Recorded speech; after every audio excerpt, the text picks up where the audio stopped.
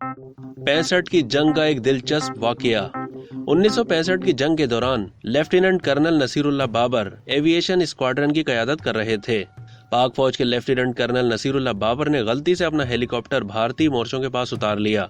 अपने इर्द गिर्द भारतीय फौजियों को देखकर नसीरुल्लाह बाबर बिल्कुल भी नहीं घबराए।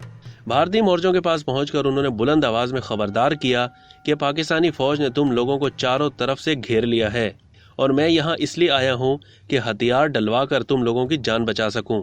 याद रहे कि कर्नल साहब के पास असले के नाम पर सिर्फ एक रिवॉल्वर था।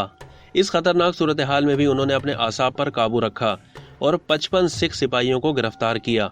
इस शानदार कारनामे पर उन्हें सितारा जुर्रत से नवाजा गया। बाद अज़ां lieutenant colonel Naseerullah Babar major general की हैसियत से रिटायर हुए। बिलाशुबा वो एक बहादुर अफसर थे।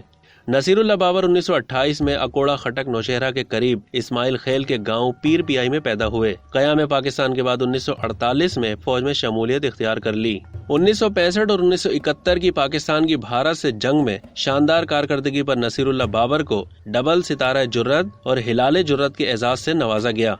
उन्होंने फौज में मेजर जनरल और आईजी फ्रंटियर कोर्स समेत कई अहम ओहदों पर खिदमत अंजाम दी।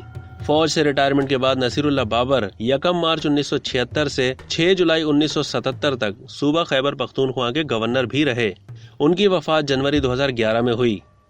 अब तक के लिए इतना ही। मजीद मालूमात के लिए डेली जंग के यूट्यूब चैनल को सब्सक्राइब करना ना भूलिए और फेसबुक के पेज को भी लाइक करना ना भूलिए।